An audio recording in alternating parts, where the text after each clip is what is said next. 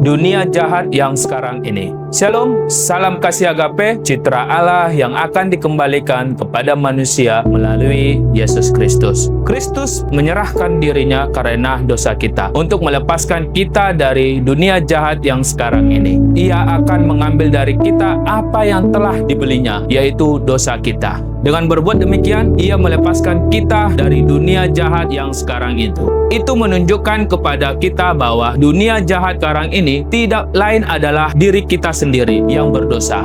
Ia tahu keinginan daging dan keinginan mata serta keangkuhan hidup. 1 Yohanes 2 ayat 16. Kita sendirilah yang melakukan segala kejahatan yang ada di dunia ini. Manusia yang menjadikan dunia jahat, sama seperti dosa telah masuk ke dalam dunia oleh satu orang, dan oleh dosa itu juga maut. Demikianlah maut telah mengajarkan kepada semua orang, karena semua orang telah berbuat dosa. Roma 5 ayat 12. Kita tidak perlu melemparkan kesalahan kepada orang lain. Kita sendirilah yang melakukan segala kejahatan dapat menghancurkan diri kita.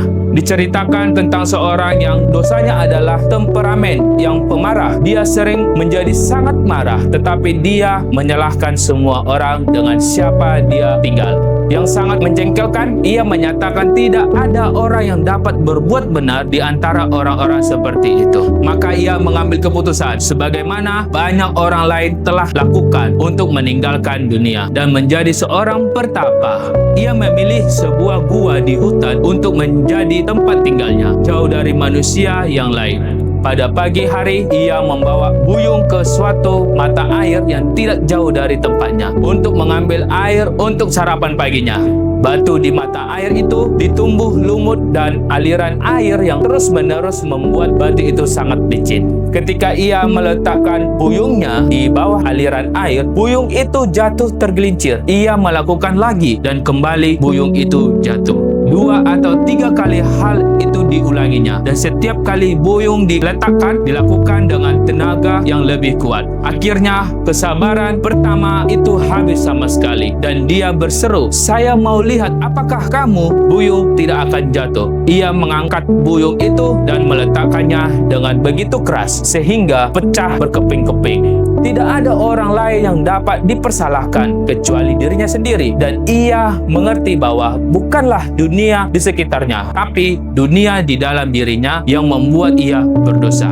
Tidak diragukan bahwa banyak orang yang akan melihat pengalaman mereka sendiri dalam cerita yang pendek ini. Luther di sel biarawannya, di mana dia pergi untuk melarikan diri dari dunia, menemukan dosa-dosa lebih menyedihkan dari sebelumnya. Kemana saja kita pergi, kita membawa dunia dengan kita. Dunia itu ada di dalam hati kita dan di atas punggung kita.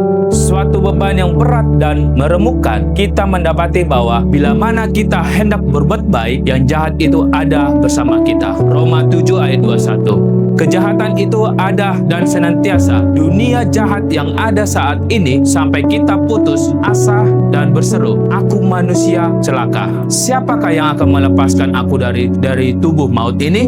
Bahkan Kristus menemui pencobaan-pencobaannya yang terbesar di padang gurun, jauh dari keramaian manusia. Semua ini mengajarkan kita bahwa betapa dan biksu bukanlah rencana Tuhan. Umat Tuhan adalah garam dunia, dan garam betapapun baiknya tidak berguna jika hanya disimpan di dalam sebuah peti. Itu harus dicampurkan dengan apa yang harus diawetkannya.